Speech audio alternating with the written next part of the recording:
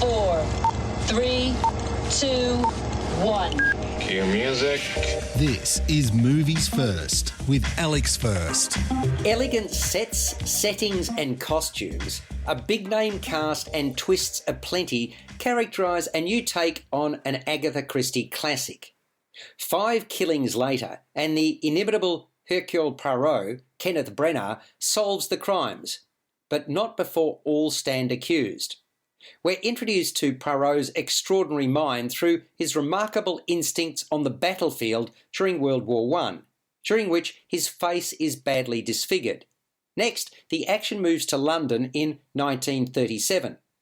By then, the man who set out to be a farmer has become the world's best detective, afforded a hero's welcome. He's a keen observer of life and watches intently as a talented blues singer generates plenty of heat on the dance floor. Specifically, his gaze is turned to Jacqueline de Belfort, Emma Mackay, getting hot and heavy with her newly minted fiancé, Simon Doyle, Armie Hammer. She's very much in love. Then all attention is turned to a very affluent friend of de Belfort's, Lynette Ridgway, Gal Gadot, who makes a movie star entrance to the club. De Belfort relays her good news to Ridgway and prevails upon her to offer Doyle a job, which she does.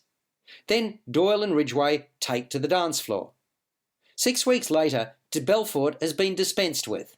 Doyle and Ridgway are an inseparable couple, celebrating their marriage with friends and relatives in Egypt. But a dark shadow hangs over them, in the form of de Belfort, who appears to be stalking them, turning up unannounced wherever the couple venture. She's heartbroken and truly believes Doyle still loves her. Among their company is Hercule Poirot.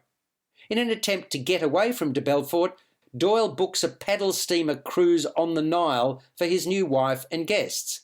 For her part, Ridgway trusts none of them. And she has every right not to, for as the saying goes, the best laid plans of mice and men often go awry. Soon thereafter, the vessel becomes a murder scene. One slaying leads to another, and so on. Poirot is the master interrogator who recognises all present have motives, with money being the root of all evil. Movies First with Alex First. I enjoyed the build-up and the hunt for the perpetrator or perpetrators. The backstory is compelling, and there's quite a long introduction before we get down and dirty on the boat, during which the piece tends to drift to melodrama. Death-on-the-Nile circa 2022 is a lavish production, with much meritorious work on the design. It looks splendid. Michael Green has written a strong screenplay, which Branagh directs, although I would have liked to know more about each of these suspects' backgrounds. Incidentally, Green and Branagh also collaborated on Murder on the Orient Express in 2017. The latter is ideally suited to be the centrepiece of this film, commanding our attention throughout.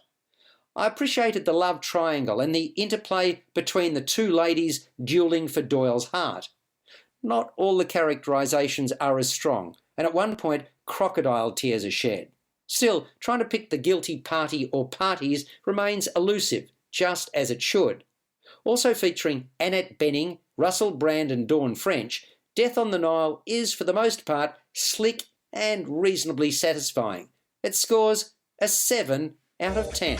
You've been listening to Movies First with Alex First. Available at Apple Podcasts, Google Podcasts, Spotify, iHeartRadio, or your favourite podcast player. You can also stream on demand at Bytes.com. This has been another quality podcast production from Bytes.com.